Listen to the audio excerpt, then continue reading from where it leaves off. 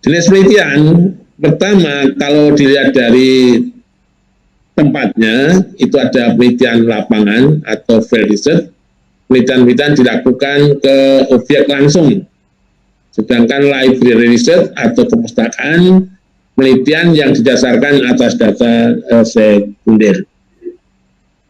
Dua, dilihat dari waktunya, ada cross-seksional, ada longitudinal, dan ada expose factor, di mana cross-seksional adalah penelitian yang satu kali selesai, dan longitudinal penelitian yang berlanjut karena dilakukan dalam beberapa tahun anggaran misalnya.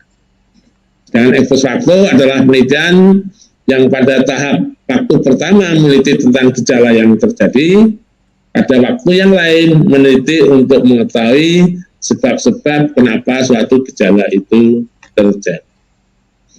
Dilihat dari bidangnya, ada penelitian akademik, profesional, dan institusional. Penelitian akademik adalah penelitian S1, S2, dan S3. Skripsi, tesis, disertasi, itu penelitian akademik. Yang diutamakan dalam penelitian akademik adalah metodenya benar, dan hasilnya itu yang nomor 2. Maka penulis skripsi, tesis, disertasi masih perlu dibimbing. Yang kedua, penelitian profesional adalah penelitian yang dilakukan oleh pelakunya sebagai peneliti. Dosen dan peneliti termasuk peneliti yang profesional. Yang diutamakan dua-duanya, metodenya benar, hasilnya bermanfaat, dan level kesulitan dalam penelitian, kompleksitas dalam penelitian disesuaikan dengan level kualifikasi akademiknya S1, S2, dan S3. Penelitian institusional ini adalah penelitian untuk organisasi, penelitian untuk membuat keputusan. Yang diutamakan bukan metodenya yang rumit, tapi yang penting dalam penelitian institusional dapat diperoleh data yang lengkap, yang akurat, dan up-to-date, serta data yang dapat diimplementasikan dalam suatu kebijakan.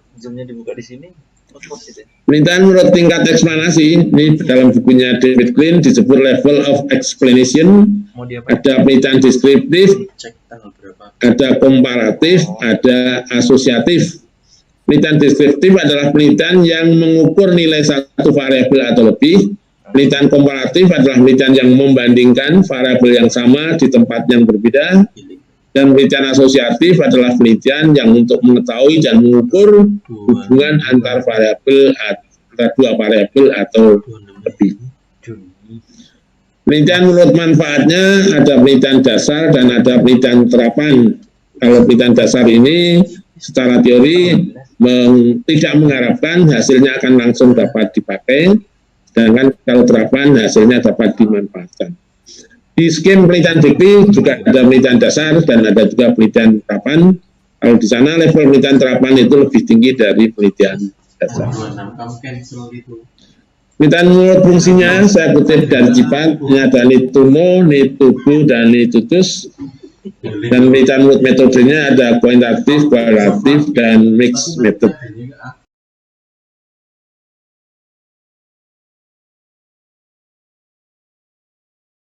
Untuk fungsi, saya buat ke slide khusus, fungsi penelitian nituno.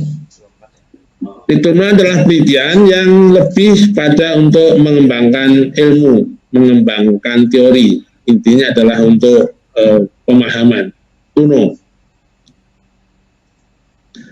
Dan penelitian metode adalah penelitian yang hasilnya itu dimanfaatkan untuk membantu pekerjaan.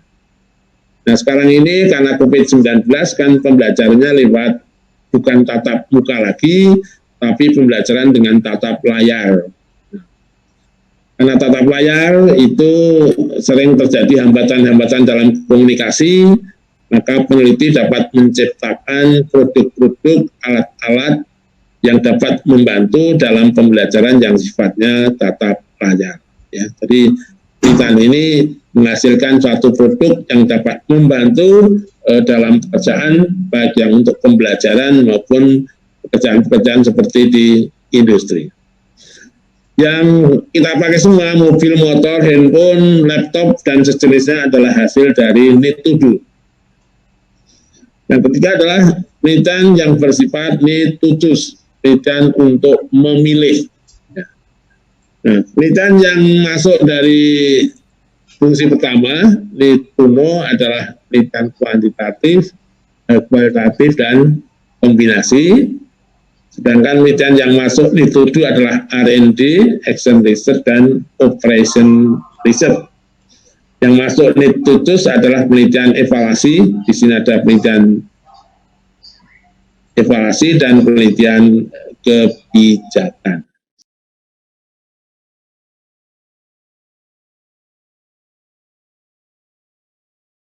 Nah, hari ini kita mendiskusikan hanya pengolahan data untuk yang pertama, need to know, untuk metode kuantitatif, kualitatif, dan kombinasi. Nah, ini spektrum metode penelitian, saya kutip dari Creswell. Metode kuantitatif tadi adalah metode yang lebih banyak digunakan untuk melakukan pembuktian. Nah, ini ada penelitian survei dan ada penelitian eksperimen. Penelitian survei merupakan penelitian yang digunakan untuk mendapatkan pendapat, persepsi, sikap tentang sesuatu, yang umumnya penelitian menggunakan sampel yang diambil dari populasi. Penelitian survei bisa juga yang bersifat deskriptif, komparatif, dan bisa asosiatif atau korelasi. Penelitian eksperimen ini masuk penelitian kuantitatif, intinya adalah penelitian yang digunakan untuk menguji treatment. Menguji treatment melalui pembuktian yang sifatnya melakukan melalui percobaan. Nah, untuk kualitatif, saya kutip dari Creswell, ada etnografi, penelitian yang lebih banyak digunakan untuk meneliti yang sifatnya budaya. Bagaimana pengaruh budaya terhadap individu dan bagaimana pengaruh individu terhadap budaya. Yang kedua, grounded theory, tadi adalah penelitian yang digunakan untuk membangun teori melalui eksplorasi.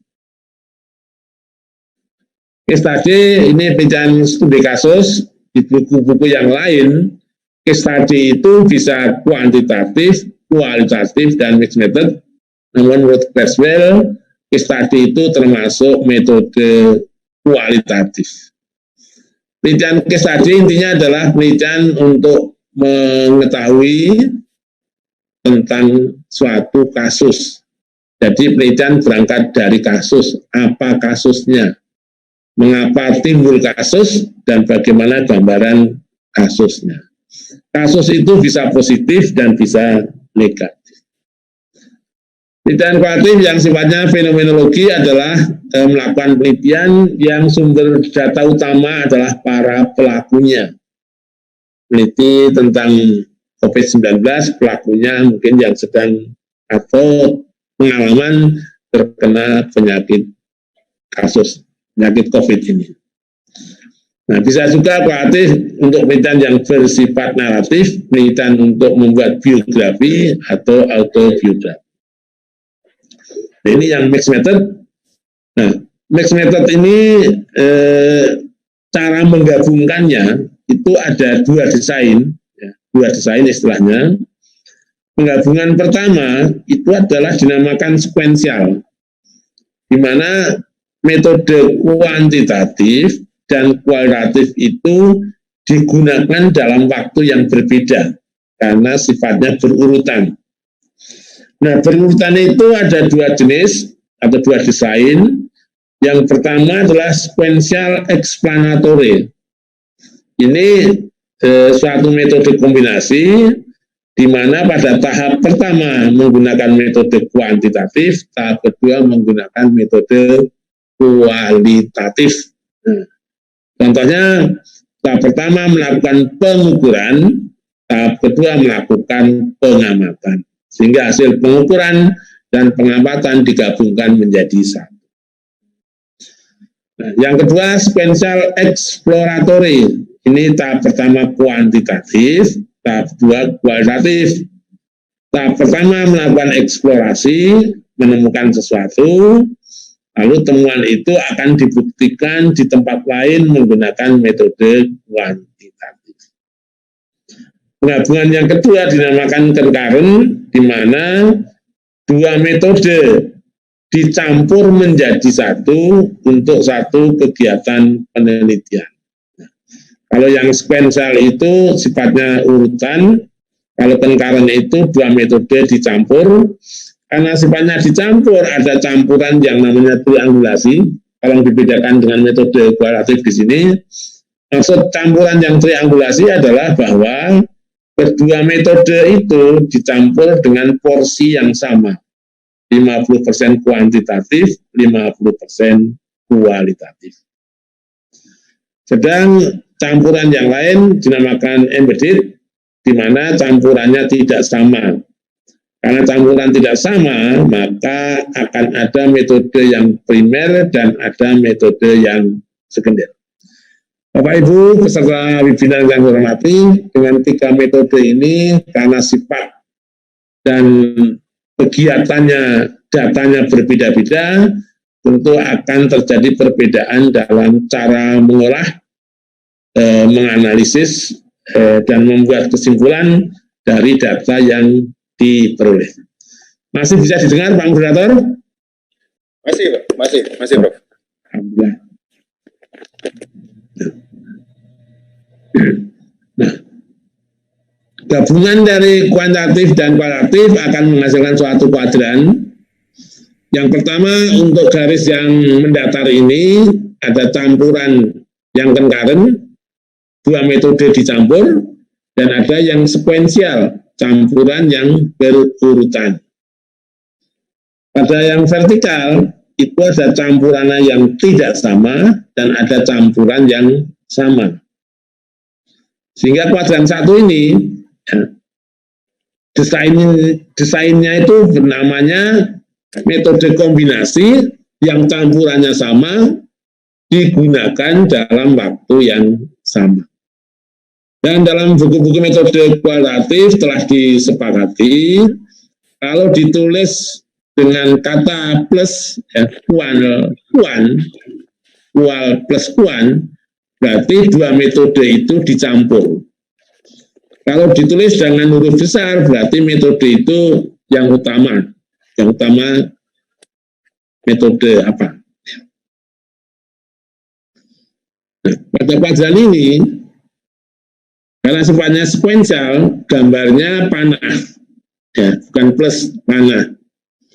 Nah, yang pertama itu adalah sequential explanatory, metode kualitatif yang pertama, baru dilanjutkan kuan, sequential explanatory, yang di bawahnya sequential explanatory. Karena di sini sequential dan campurannya sama, maka hanya akan ada dua desain. Kuadran 3, karena campurannya tidak sama, maka akan ada 4 macam desain. Yang ini adalah metode kombinasi sequential exploratory yang dominan metode kualitatif. Sequential exploratory yang dominan kuantitatif. Sequential explanatory yang dominan kuantitatif.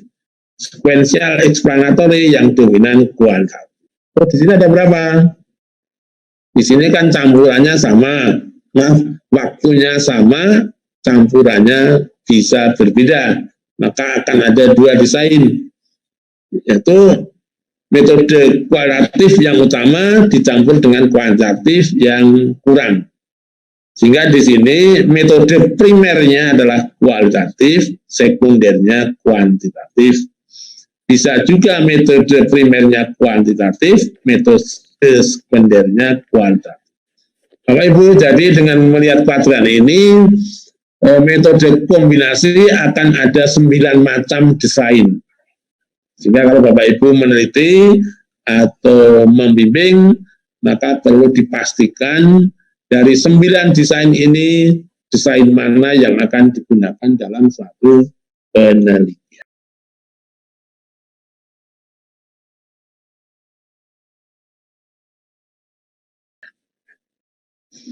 Nah, sebenarnya antara metode kuantitatif dan kualitatif itu tersusun dalam satu roda penelitian, disiplin ya. Jadi sebenarnya antara kuantitatif dan kualitatif itu tidak dipertentangkan, tapi keduanya itu saling mengisi, ya, saling mengisi. Yang pertama ini adalah metode kualitatif, ini kan sifatnya eksplorasi. Prinsip kualitatif kan eksplorasi. Nah, karena sifatnya eksplorasi, maka penelitian kualitatif dilakukan berdasarkan fenomena, berdasarkan data, berdasarkan suatu kejadian-kejadian, sehingga di situ pasti ada faktanya. Fakta itu banyak, yang melalui penjelajahan akan diperoleh fakta banyak. Karena fakta itu banyak, maka peneliti akan melakukan reduksi. Reduksi adalah memilih dari yang banyak itu akan dipilih menjadi yang lebih sedikit, dan reduksi itu akan dipilih karena memiliki nilai yang baru, yang penting, yang punya manfaat. Nah, setelah direduksi, maka peneliti melakukan kategorisasi atau klasifikasi menurut bentuk, sifat, dan jenisnya. Dari kategorisasi itu, peneliti menganalisis, menghasilkan suatu koneksi. Koneksi adalah hubungan antar kategori. Dengan demikian, setelah melakukan koneksi antar kategorisasi, peneliti menghasilkan suatu teori baru. Maka namanya teori Brunit yang diperoleh dari metode kualitatif. Nah, dari teori yang ada, itu kan dimanfaatkan oleh masyarakat, digunakan di masyarakat, maka peneliti kuantitatif akan menggunakan dan mengembangkan teori untuk mengembangkan ilmu yang lain. Sehingga berdasarkan teori itu akan dapat dirumuskan nanti suatu hipotesis. Maka di sini penelitian kualitatif bukan sifatnya eksplorasi, tapi sifatnya konfirmasi. Konfirmasi adalah suatu pembuktian hipotesis.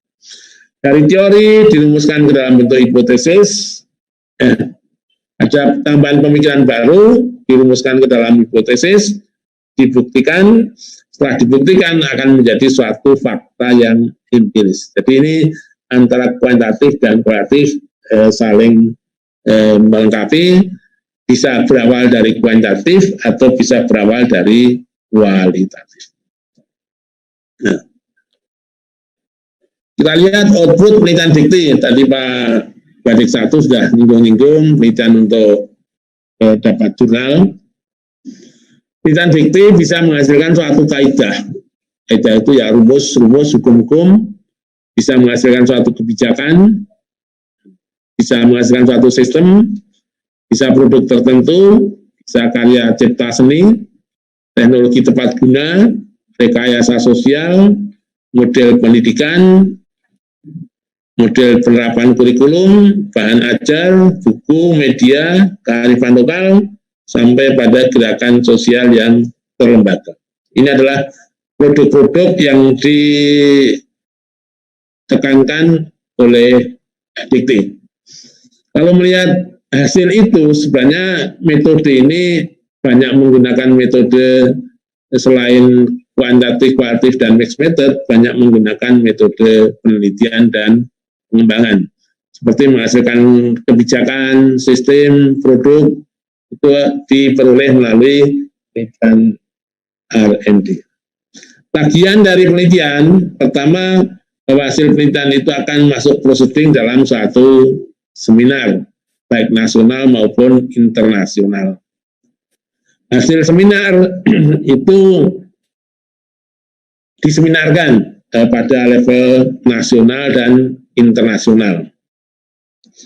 Yang dituntut banyak sekarang adalah hasil penelitian ditulis dalam jurnal nasional terakreditasi atau ditulis dalam jurnal internasional yang bereputasi, atau melalui penelitian akan dapat diperoleh haki maupun hak paten. Dalam bahan PT yang baru, instrumen bahan PT yang baru, di sana banyak outcome. Outcome itu yang dituntut sebagai contoh adanya haki atau hak paten. Ya. Sehingga teman-teman diharapkan untuk memperbaiki nilai akreditasi prodi, maka melakukan penelitian yang bisa menghasilkan haki atau hak paten.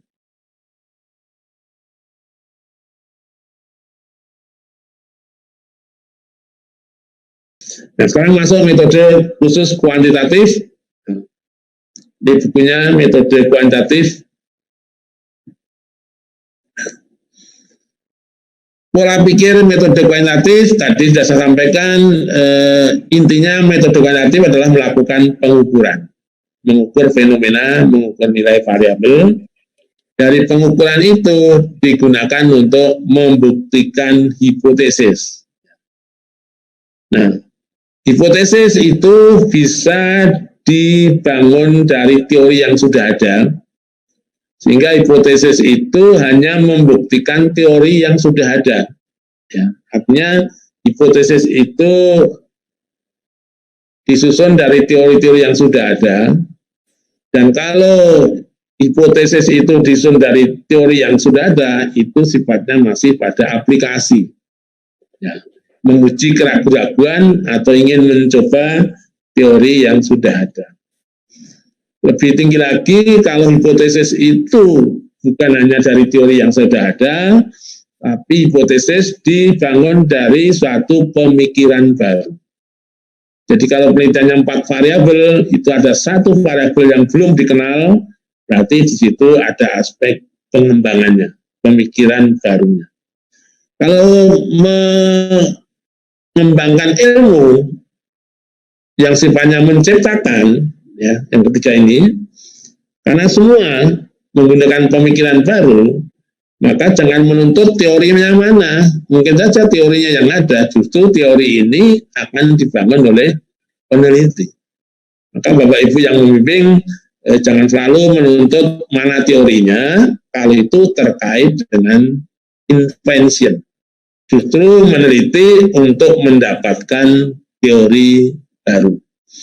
Jadi kalau membuktikan hipotesis berdasarkan teori yang sudah ada, itu levelnya hanya level aplikasi, belum inovasi dan belum sampai ke invensi. Yang penting di sini adalah adanya logika berpikir. Seperti menghasilkan vaksin dan obat untuk COVID-19, itu adalah pada level membuktikan teori, ya, karena belum ada obatnya. Jadi sebabnya siapa yang menemukan vaksin dan obat adalah level pada invensi, ya. Bukan inovasi dan bukan aplikasi. Nah, tadi saya sampaikan metode kuantitatif itu ada eksperimen dan ada survei. Nah, ini adalah langkah-langkah penelitian kuantitatif, sifatnya deduktif, bahwa setiap penelitian itu berangkat dari permasalahan. Bab 1, dalam permasalahan ada latar belakang masalah, ada identifikasi masalah, ada batasan masalah, dan ada rumusan masalah. Rumusan masalah itu berupa pertanyaan penelitian. Maka salah satu definisi dari metode penelitian adalah merupakan cara ilmiah untuk menjawab pertanyaan. Dan titik tolak dari setiap penelitian adalah pada research question. Karena research question akan memandu untuk menentukan teorinya, merumuskan hipotesis, termasuk untuk menentukan statistik yang akan digunakan untuk menguji hipotesis. Pertanyaan penelitian itu tidak langsung akan dicarikan datanya di lapangan, tapi perlu dikaji dulu dengan teori. Nah, teori di sini berfungsi 1, to explain, to predict, dan to control. To explain berarti di sini ada pendefinisian terhadap variabel yang diteliti. Kalau di tempat saya, UNJ, pendefinisian per variabel itu menggunakan 10 buku dan 10 jurnal. Dari 10 buku dan 10 jurnal didefinisikan, lalu muncul sintesa yang merupakan inti dari semua referensi yang digunakan. Ya. Misalnya penelitiannya 5 variabel, berarti diperlukan sekitar 15 kali 5, 75 referensi yang usianya paling lama 10 tahun. Berdasarkan landasan teori yang sana ada sifatnya prediksi, maka untuk menjawab rumusan masalah, jawaban atas rumusan masalah namanya hipotesis. Jadi hipotesis itu bisa merupakan jawaban dari teori yang sudah ada atau jawaban dari pikiran yang baru. Hipotesis akan dibuktikan pada populasi tertentu. Pada saat menetapkan populasi, peneliti mengembangkan instrumen. Populasi kalau besar, peneliti menggunakan sampel, umumnya adalah probability sampling, dan di saat yang sama peneliti menguji instrumen yang akan digunakan. Melalui sampel yang telah ditetapkan, instrumen yang telah teruji digunakan untuk mengumpulkan data. Nah, di sini sudah mulai pengolahan data. Ya, diawali dengan pengumpulan data, lalu diperoleh data, lalu entry data, setelah itu dianalisis data. Ya. Menghasilkan suatu laporan penelitian di mana di situ ada kesimpulan syarat. Jadi pengolahan data itu hanya merupakan sebagian dari langkah-langkah penelitian tertentu. Di sini adalah untuk menghasilkan data, analisis data sebagai bentuk dari aktivitas pengolahan data. Ini metode penelitian eksperimen, ini desainnya yang dinamakan pre-experimental design. Dikatakan pre karena belum menggunakan sampel random. Nah, ini true eksperimen, ini dianggap penelitian eksperimen yang benar. Cirinya adalah pengambilan kelompok eksperimen dan kelompok kontrol secara random. Lalu faktor real eksperimen merupakan pengembangan dari true eksperimen. Nah, di penelitian sosial yang banyak adalah kuasi eksperimen, karena akan sulit untuk melakukan penelitian eksperimen yang sungguh-sungguh, terutama untuk kelompok kontrol dan kelompok eksperimen. Nah, dari 4 desain ini, pre-experimental design dan kuasi eksperimen, ini kan sampelnya tidak random. Sehingga analisisnya itu tidak bisa menggunakan statistik parametris seperti di tes analisis varian. Ya. Karena tidak sampel random. Karena di tes dan analisis varian itu adalah merupakan statistik parametris. Yang menggunakan statistik parametris kalau true eksperimen dan faktorial experimental design. Karena di sini sifatnya akan melakukan uji hipotesis dan membuat generalisasi. Di desain pre-eksperimental dan kuasi eksperimen, itu pengaruhnya dihitung melalui Gini score, tapi tidak generalisasi. Sedangkan untuk yang true eksperimen dan faktorial eksperimen, ini akan menguji generalisasinya. Jadi kalau dalam true eksperimen dan faktorial eksperimen nanti akan muncul kata signifikan. Suatu hipotesis teruji secara signifikan. Berarti hasil penelitian itu dapat diberlakukan ke populasi. Sedangkan yang pre-eksperimen dan kuasi eksperimen hasilnya lebih banyak dilakukan pada populasi, pada sampel yang digunakan untuk kelompok eksperimen dan kontrol. Ini yang pre-experimental design, ini ada one shot case study, desainnya seperti ini, ada treatment lalu diukur, ini susah mencari pengaruhnya. Kali ini one group pre-test post-test, sebelum ada treatment diukur dulu melalui O1, lalu diukur setelah ada treatment diukur lagi melalui post-test. Pengaruhnya adalah post-test dibandingkan pre-test. Ini satu kelompok dibagi menjadi dua. Yang kanan adalah kelompok eksperimen, dilakukan treatment, diukur, dan yang bawah tidak ada treatment, lalu diukur. Pengaruhnya adalah O1 banding O2. Ini yang dikatakan true eksperimen, ada post-test only, control group design. Di sini kelompok eksperimen, kelompok kontrol, simbol dari true eksperimen adanya huruf R. R itu menunjukkan itu eksperimen yang sungguh-sungguh, karena sampel untuk eksperimen dan sampel untuk kontrol diambil secara random. Ini model lain yang lebih akurat. Ini factorial design, ini adalah penelitian true eksperimen tapi memperhatikan variabel moderatornya. I1, Y2 adalah variabel moderator. Ini bahasa eksperimen, ada time series, jadi pretestnya diukur sampai 4 kali, posttestnya sampai 4 kali, karena untuk mengetahui konsistensi sebelum dan sesudah. Sedangkan desain yang kedua disebut dengan non-equivalent control group design. Di sini hampir seperti true eksperimen, tapi di sini kelompok tidak diambil secara random. Nah, ini sekarang metode survei. Penelitian survei pada umumnya dilakukan pada populasi, seperti survei-survei pemilihan kepala daerah, presiden. Ada populasi tertentu, karena keterbatasan tenaga dan waktu, maka peneliti menggunakan sampel. Jadi yang diteliti adalah sampelnya. Hasil dari penelitian sampel ini diberlakukan ke populasi, namanya generalisasi. Karena sampel ini akan diberlakukan ke populasi, maka akan muncul kesalahan, namanya kesalahan generalisasi.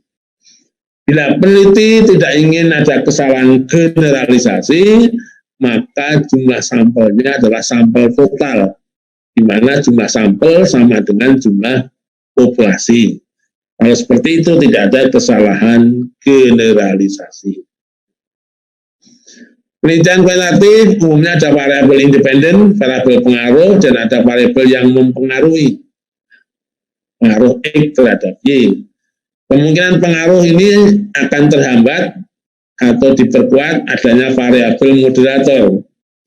Jadi variabel moderator adalah variabel yang memperkuat dan memperlemah hubungan antara independen dan dependen.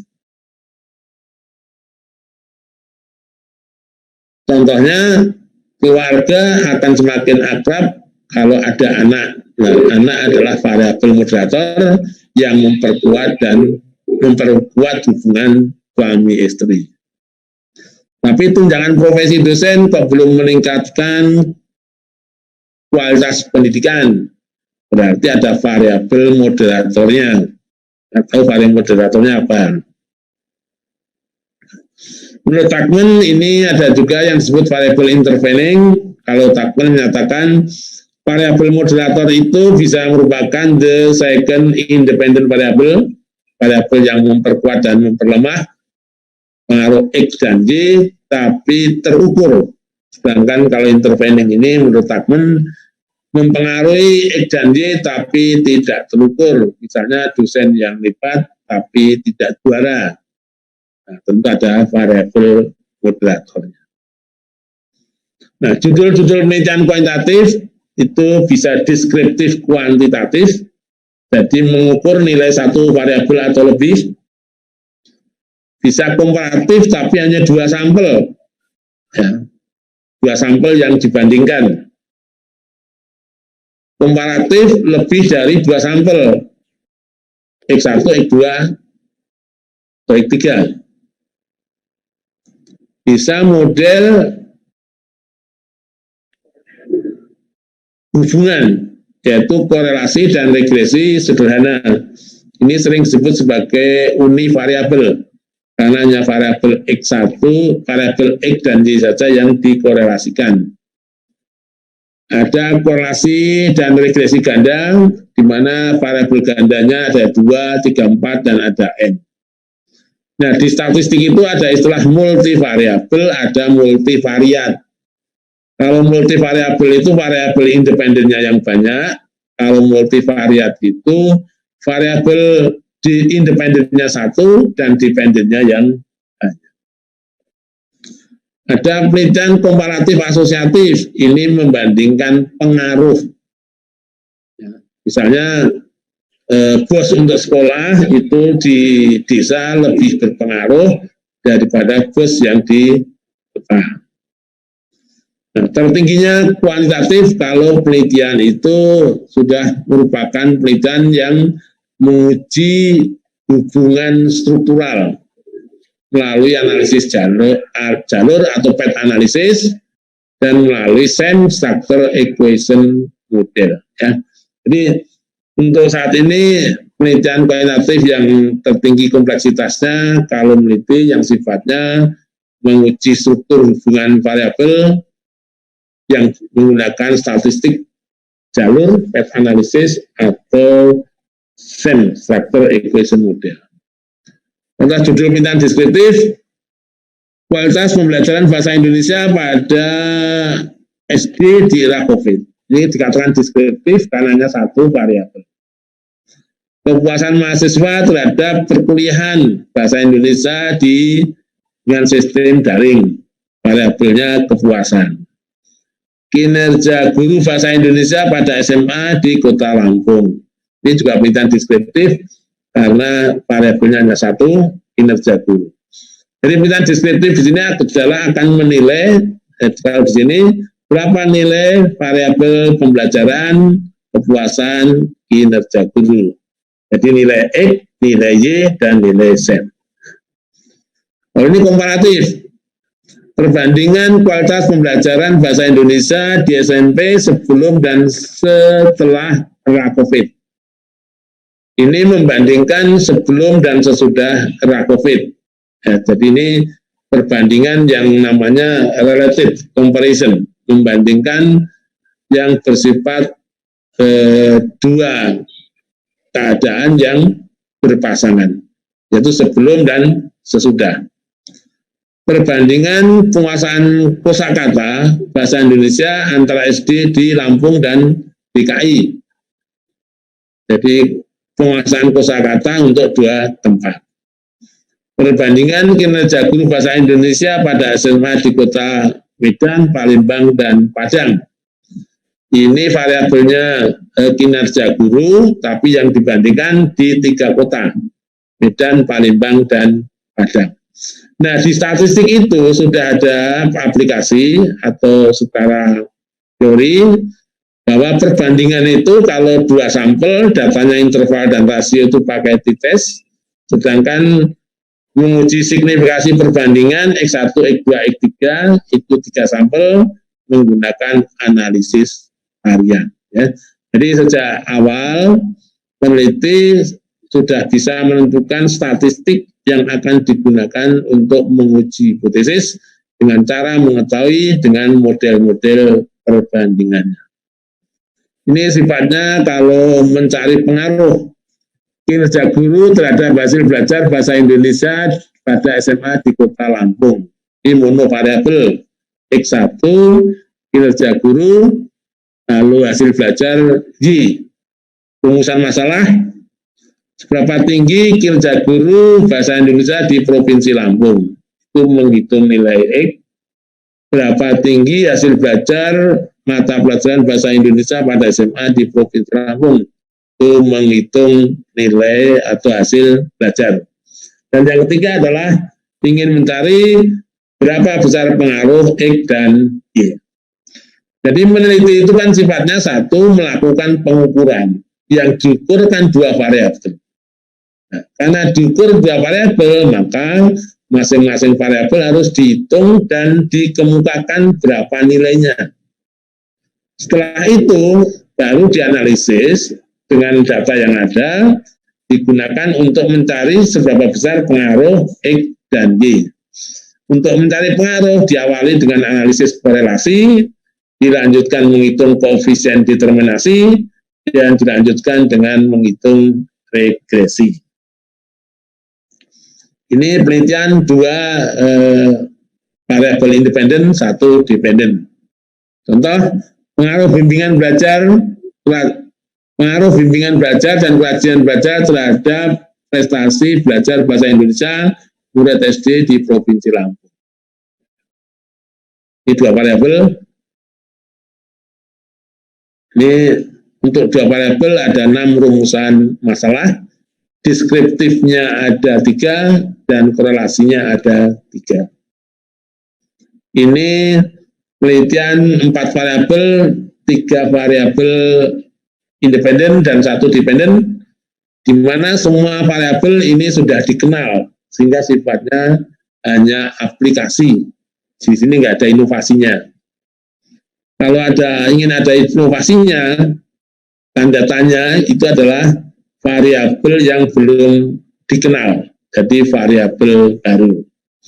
Kalau ingin invensi, maka 3 variabel, seluruh variabel itu belum diketahui, belum dikenal namanya.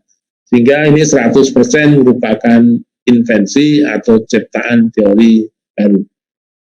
Model yang lain, ini variabel dependen 3, variabel independen 3, dependen 2. Ini komparatif, asosiatif, membandingkan korelasi antara satu tempat dengan tempat yang lain. Ini ada teknik statistik untuk menguji signifikansi perbedaan pengaruhnya.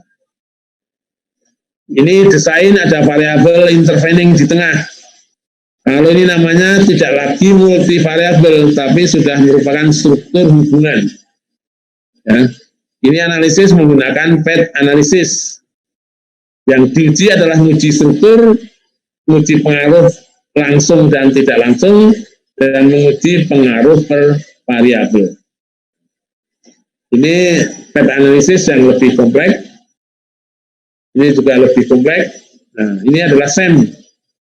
Nah, ini jauh lebih kompleks. Karena SEM itu seperti PET analisis, namun setiap variabelnya itu ditunjukkan variabel-variabel indikatornya. Kalau PET analisis hanya mencari pengaruh sebab akibat, tapi kalau SEM bisa mencari pengaruh hubungan yang timbal balik. Nah, analisis data kuantitatif, ya, ini analisis deskriptif dan analisis dengan statistik inferensial. Dikatakan statistik deskriptif karena peneliti tidak ingin membuat satu kesimpulan. Ya. Jadi kesimpulan hanya berlaku di sampel atau populasi. Sedangkan statistik inferensial mencakup statistik parametris dan non-parametris. Mengingatkan, Prof. Ya? Mohon izin mengingatkan, ada 30 menit lagi. Ya, ini baru, masih 2 lagi ya. Ya Pak. Nah, pengolahan data diawali dengan mengumpulkan data di entry, lalu dianalisis data. Analisis data digunakan untuk menggambarkan deskripsi data, dan digunakan menggambarkan itu dengan statistik, perhitungan rata-rata, atau perhitungan persentase. Ini yang deskripsinya. Statistik digunakan untuk menguji hipotesis. Ini ada yang hipotesis deskriptif, komparatif, asosiatif. Saya percepat. Hipotesis menguji teori atau pemikiran baru tanpa membuat generalisasi. Berarti hipotesis ini hanya berlaku untuk sampel. Yang kedua, menguji teori atau pemikiran baru dengan membuat generalisasi.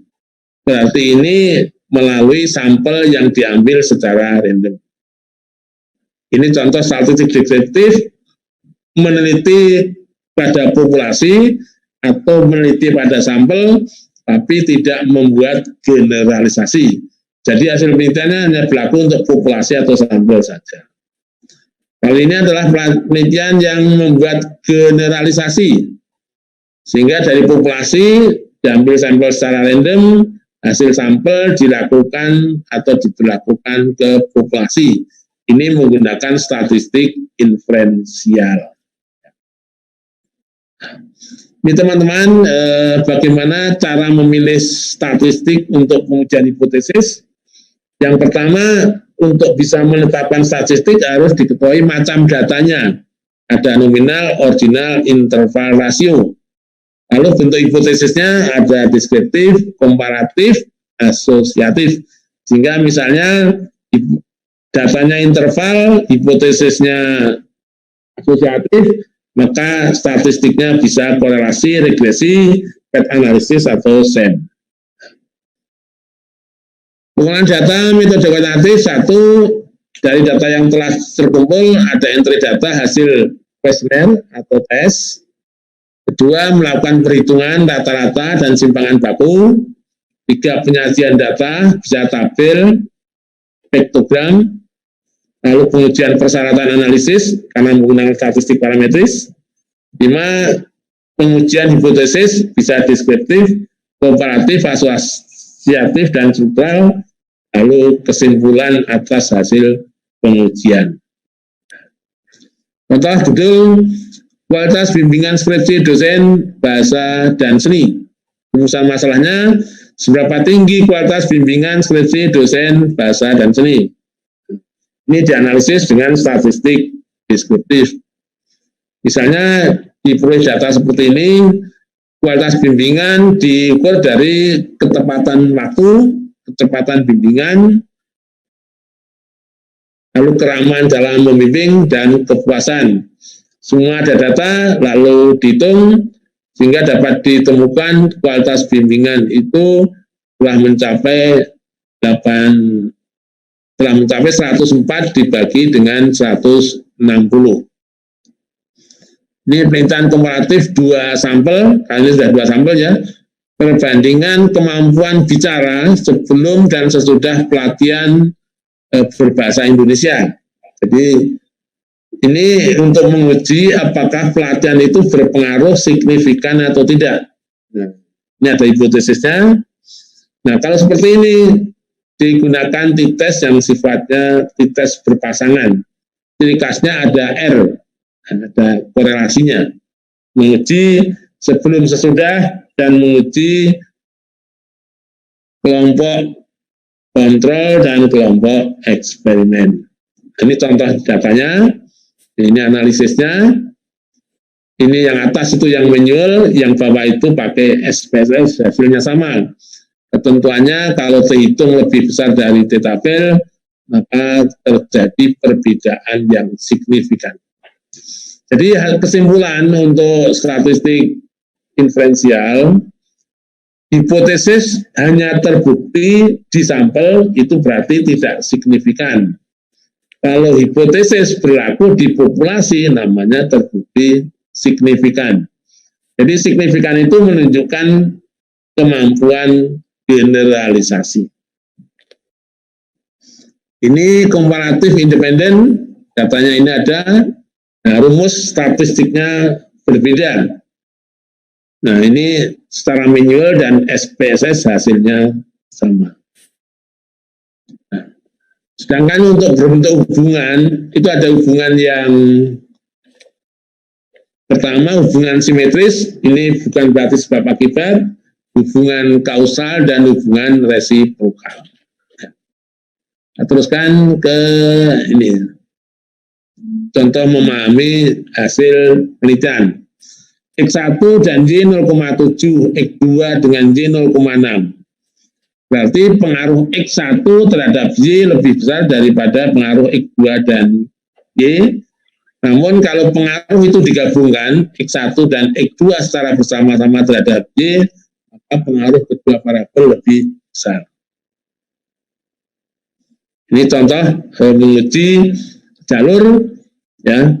Ini ketentuannya kalau dalam analisis ada hubungan di bawah 0,05, berarti itu tidak terbukti strukturnya. Sehingga hasil penelitian menunjukkan hipotesis tidak terbukti gambar itu, sehingga hasilnya menjadi seperti ini. Di sini pengaruh X1 langsung ke Y 0,65, tapi juga ada pengaruh tidak langsung ke Y lewat X3. Namun X2 tidak ada pengaruh langsung ke Y, tapi bisa melewati X3-nya.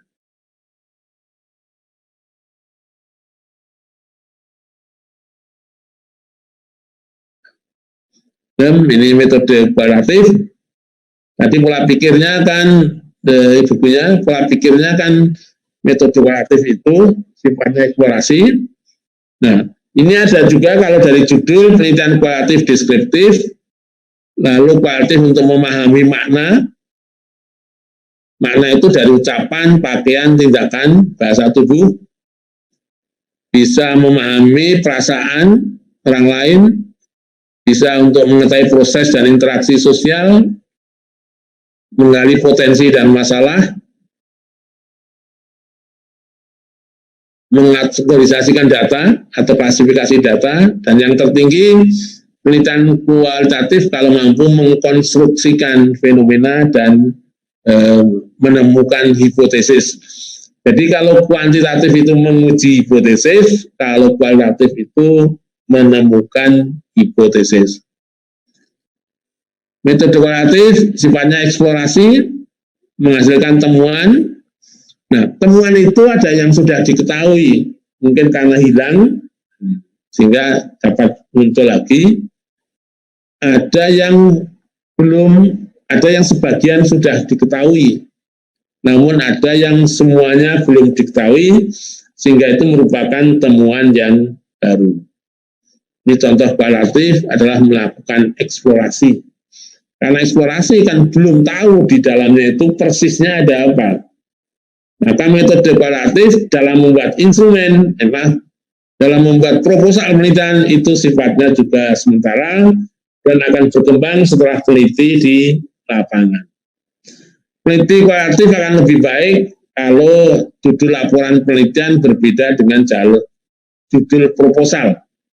Kalau judul laporan penelitian sama dengan judul proposal, berarti peneliti masih dipandu oleh proposalnya. Padahal kualitatif itu kan menemukan.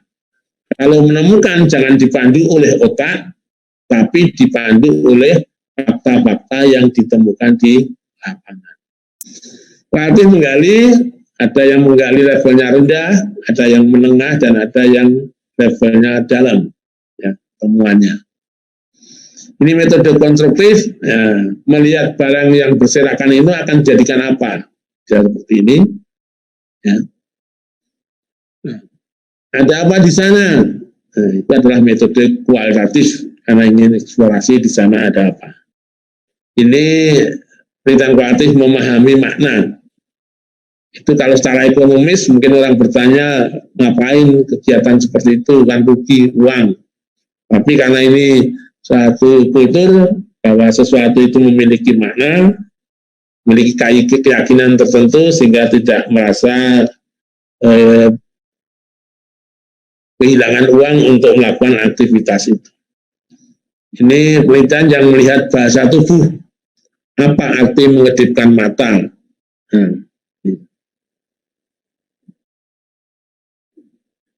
Nah, ini langkah-langkah kualitatif. Penelitian kualitatif bisa berangkat dari masalah yang sementara, bisa berangkat dari potensi, dan bisa berangkat dari rasa ingin tahu saja. Perlu saya sampaikan kepada teman-teman bahwa penelitian itu tidak semuanya berangkat dari masalah, tapi bisa juga berangkat dari potensi. Kalau penelitian berangkat dari masalah, cenderung memecahkan masalah, tapi kalau berangkat dari potensi akan mendapatkan nilai tambah. Nah, fungsi teori dalam metode kualitatif tidak untuk merumuskan hipotesis, tapi fungsi teori digunakan untuk mengenali dan memandu peneliti mengenali objek yang diteliti dan digunakan untuk analisis. Pada saat masuk lapangan, peneliti kualitatif akan menemui keinforman dulu, orang-orang kunci yang di sana, baru ke spesialis informannya. Lalu melakukan penjelajahan umum, mengumpulkan data dan analisis data di lapangan, analisis data di luar lapangan, menghasilkan tema penelitian, dan selanjutnya membuat laporan penelitian. Jadi tema dan judul penelitian kualitatif ditemukan setelah penelitian selesai. Dalam kualitatif yang diteliti adalah konteks sosial. Ada aktor, ada aktivitas, ada tempat. Jadi bukan teliti variabel, tapi situasi sosial. Ini kemungkinan proposal sebelum dan sesudah. Yang pertama itu nama proposal sebelum dan sesudah sama. Yang kedua proposal dan setelah masuk ke lapangan beda. Dan yang ketiga paling bawah itu di mana proposal tidak dipakai lagi karena setelah di lapangan ternyata berbeda dengan apa yang terjadi. Nah, contoh menentukan ini informan melalui purposive dan snowball, ya. Jadi informannya itu dipilih dan akan diketahui berapa jumlahnya setelah selesai penelitian.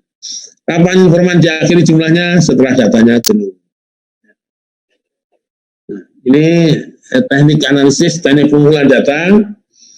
Kalau dalam kuantitatif, pengumpulan data dengan kuesioner atau dengan tes, tapi kalau kualitatif, lebih pada observasi partisipan, wawancara mendalam, dokumen dengan dokumentasi, dan gabungan antara observasi, wawancara, dan dokumentasi. Nah, analisis data kualitatif, karena metode kualitatif itu sering disebut metode artistik, maka cara mengumpulkan data antara satu pendapat dengan pendapat lain itu berbeda. Karena yang penting di sini adalah bagaimana bisa dilakukan yang mengarah pada suatu temuan. Jika analisis data, kalau menurut Miles and Huberman kan seperti ini, dimulai dari data collection, data reduction, data display, dan verifikasi. Itu menurut Miles and Huberman. Ini menurut sumber lain lagi, analisis kualitatif adalah disaring karena akan menghasilkan suatu temuan, mungkin banyak data-data yang tidak terpakai. Ini menurut Spradley, analisis kualitatif ada analisis domain, analisis taksonomi, analisis komponensial, dan analisis untuk menghasilkan suatu tema. Ini menurut Creswell. Nah, ini ada lagi proses analisis data diawali dari masuk objek, diawali dengan mengumpulkan data, deskripsi data, reduksi data, klasifikasi data, koneksi data. Ini dilakukan berulang-ulang seperti itu, berhari-hari, berbulan-bulan, sampai ditemukan informasi yang dianggap kredibel. Nah, ada juga yang menggambarkan analisis data, karena peneliti kan melakukan eksplorasi. Saat eksplorasi ditemukan data yang banyaknya jumlahnya banyak. Nah, data yang banyak ini mungkin bagi peneliti ada yang tidak digunakan, maka peneliti melakukan reduksi. Reduksi intinya adalah memilih. Dipilih yang baru, dipilih yang bermanfaat, dipilih yang mempunyai nilai tertentu. Dari reduksi ini, peneliti akan melanjutkan untuk mengklasifikasikan data. Bisa saja penelitian kualitatif berakhir hasil klasifikasi temuan. Namun yang tertinggi kualitatif kalau bisa mengkoneksikan data. Jadi antar kategori itu akan bisa dikoneksikan apa hubungan antara satu dengan yang lain. Jadi metode kualitatif yang sifatnya konstruktif tadi, konstruktif itu hasil dari suatu analisis yang dimulai dari deskripsi, eksplorasi, lalu reduksi, klasifikasi, dan koneksi. Nah, ini proses yang seperti ini tentu akan ada pengelolaan dengan cara yang berbeda dengan kuantitatif. Kali ini teknik analisis aplikasinya menggunakan program in vivo. Lalu kuantitatif tadi bisa SPSS, bisa AMOS, ya, bisa LISREL. Jadi pengumpulan data kualitatif dimulai dari pengumpulan data, hasil observasi, wawancara, dokumentasi, yang teruji, lalu melakukan reduksi, melakukan kategorisasi, melakukan display data, lalu konstruksi data. Nah, di metode kualitatif, istilahnya uji keabsahan data, bukan uji validitas dan reliabilitas. Kalau di kualitatif yang diuji instrumennya, kalau di kualitatif yang diuji datanya. Kalau ingin uji yang sifatnya internal, ya, ada istilah uji kredibilitas data. Ini yang harus dilakukan dalam metode kualitatif. Kalau yang lain-lain ini kurang perlu, karena yang utama uji kredibilitas. Dan uji kredibilitas itu meliputi uji dengan perpanjangan pengamatan, meningkatkan ketekunan, lalu triangulasi, diskusi dengan teman sejawat, analisis kasus negatif, dan member check. Contoh hasil pengumpulan data. Dalam suatu perusahaan otomotif terdiri dari sekian-sekian orang, setelah dianalisis menghasilkan pola seperti ini. Ya, jadi tidak ada hasil kualitatif. Nah, sehingga dapat digunakan untuk membuat satu kebijakan karena struktur tenaga kerja, bagaimana menyiapkan tenaga kerja baik dari jalur akademik maupun jalur vokasi. Kedua, hasil penilaian kualitatif di suatu sekolah ditemukan jumlah guru berbahasa Indonesia yang golongan 4 cukup banyak.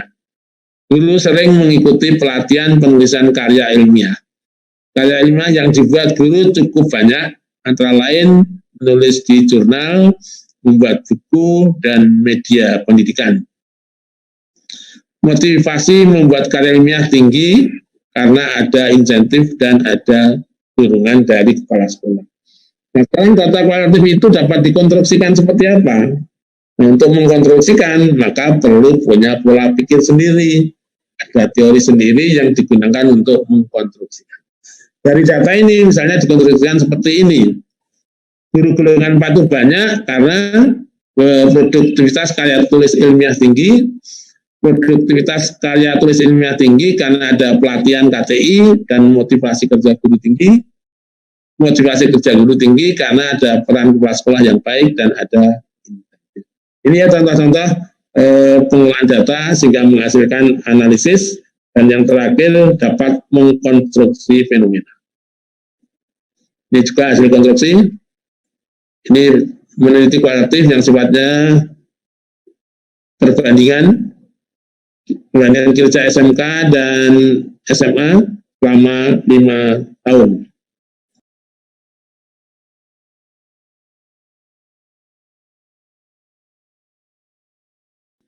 Nah, ini metode kombinasi.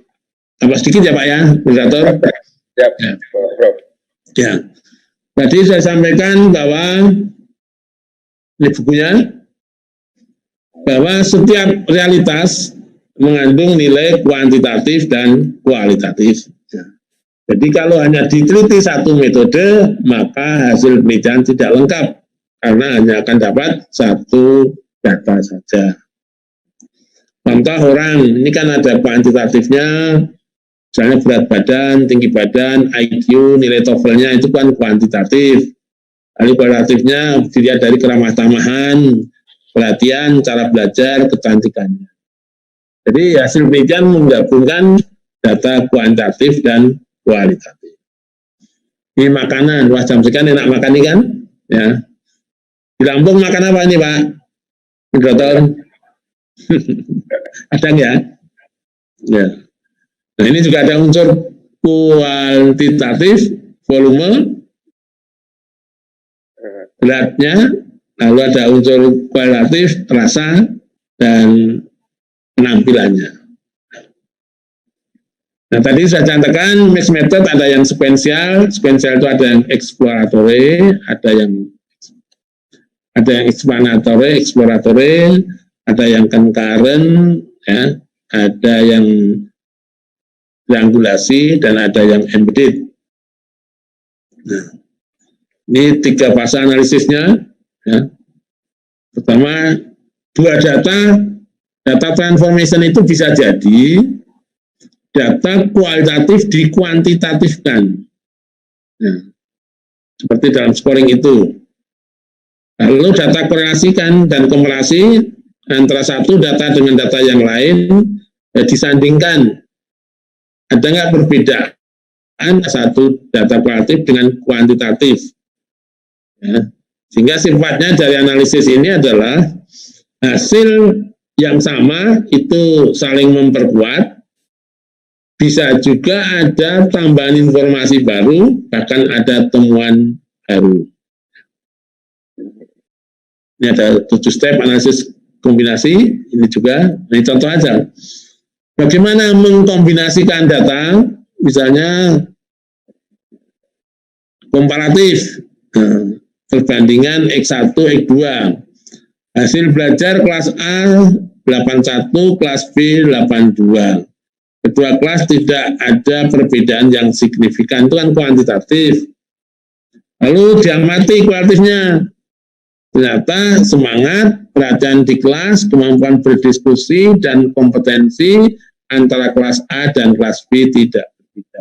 Jadi gabungkan antara kuantitatif dan kualitatif.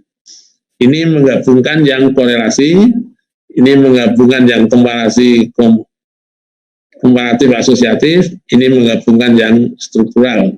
Nah, contoh ini, data kuantitatif kinerja dosen, ini nilainya 87. Nah, setelah diamati, hampir semua dosen setiap hari presentasi sebelum jam kerja. Dalam mengajar, memberi motivasi dan inspirasi mahasiswa untuk berkembang. Sebagian besar hasil penelitian masuk jurnal internasional dan pemikirannya banyak dipakai oleh orang. Ini gabungan kuantitatif dan kualitatif yang sifatnya kuantitatif didukung data kualitatif. Kali ini kuantitatifnya sama, tapi pengamatan ternyata dosen jarang di tempat, walaupun tasnya ada di meja. Materi ajar kuno, mahasiswa yang diajar ngantuk, PR tidak dikoreksi, soal ujian itu saja. Penelitian dan pengabdian masyarakat dikerjakan temannya. Jarang hadir di kantor kalau tidak hanya honor. Ini dua metode tapi bertentangan. Sehingga ini peneliti akan merasa kesulitan kalau data kuantitatif tidak didukung data kualitatif. Kalau terjadi seperti ini, maka ada kegiatan penelitian yang tiga. Nah, ini penelitian kombinasi desain sequential exploratory. Jadi metode kuantitatif yang pertama, kualitatif yang kedua. Ini langkahnya, di mana di atas itu adalah metode kuantitatif diselesaikan dulu. Nah, di sana kan ada pengolahan analisis data kuantitatif sampai hipotesisnya terbukti. Berdasarkan hipotesis yang terbukti itu, maka dicarikan data lagi secara kualitatif. Untuk pengamatan lapangan bisa dipandu oleh instrumen-instrumen yang ada di metode kualitatif untuk dicarikan data kualitatifnya. Sehingga kesimpulannya tadi bisa mendukung atau tidak. Contohnya, pengaruh kompetensi dosen terhadap hasil belajar mahasiswa pada prodi bahasa Indonesia. Kalau sequential explanatory itu judulnya kuantitatif, namun pertanyaannya kombinasi. Pertanyaan 1, 2, 3 adalah metode kuantitatif. Pertanyaan 4, 5, 6, apakah data kompetensi dosen secara kuantitatif didukung oleh data kualitatif? Ini adalah pertanyaan kombinasi. Sehingga pengolahan datanya, karena sequential explanatory, mengumpulkan data kuantitatif dulu, ya, dari hasil belajar, lalu melakukan perhitungan, pengujian hipotesis. Nah, setelah hipotesis terbukti, maka peneliti ke lapangan lagi untuk memperoleh data kualitatif, dianalisis kualitatif, dan terakhir analisis kombinasi. Sehingga model analisisnya, analisis data kuantitatif, kualitatif, baru kombinasi. Nah, kemungkinan analisis kombinasi yang pertama Yang pertama, data kuantitatif, data kualitatif. Yang pertama itu saling melengkapi. Ya, karena saling melengkapi sehingga kedua data itu dapat diintegrasikan sebagai data kuantitatif dan kualitatif. Yang kedua ini, karena menggunakan metode kualitatif, data yang pertama kuantitatif tetap, oleh kualitatif diperluas. Ditambah lagi ada informasi baru. Sehingga kombinasi ini bisa memperluas data yang sudah ada. Yang ketiga, dengan kualitatif mungkin ada temuan baru yang di kuantitatif tidak ditanyakan. Karena kualitatif melakukan eksplorasi, sehingga yang ditanyakan di kuantitatif tidak mampu menemukan. Dan dengan kualitatif ternyata ada temuan baru. Sehingga di sini data kuantitatif yang ada ditambah dengan temuan baru. Nah, yang berat tadi kalau data kuantitatif dan kualitatif itu bertentangan. Ini sequential exploratory. Contoh judulnya faktor-faktor yang mempengaruhi produktivitas kerja. Maaf. Pertanyaan 1, faktor-faktor apakah yang dominan mempengaruhi digali melalui eksplorasi, bagaimana pola hubungan hasil analisis konstruksi, dan ini adakah hubungan yang positif dan signifikan, ini adalah analisis kuantitatifnya. Jadi pertanyaan 1, 2 itu pertanyaan kualitatif, pertanyaan 3 dan 4 adalah pertanyaan kuantitatif. Kali ini pengolahan datanya mengumpulkan data kualitatif, analisis data kualitatif, menemukan hipotesis, mengumpulkan data kualitatif, analisis kuantitatif, analisis kombinasi, baru kesimpulan. Contohnya ini, analisis data kualitatif, kuantitatif, menjadi kombinasi. Nah, kalau ini hanya 2 kemungkinan, analisis kombinasi untuk sequential exploratory. Data kualitatif dengan data kuantitatif ini saling melengkapi. Nah, karena kuantitatif itu tinggal membuktikan sehingga tidak mampu melakukan eksplorasi. Sehingga di sini data kuantitatif, maaf yang ini seharusnya kualitatif ya Pak, yang nomor 2 ini. Data kualitatif ini akan dibuktikan di tempat lain dengan data kuantitatif. Jadi di sini sequential explanatory, tahap pertama menemukan hipotesis, tahap kedua menguji hipotesis. Demikian Bapak Ibu yang dapat kami sampaikan.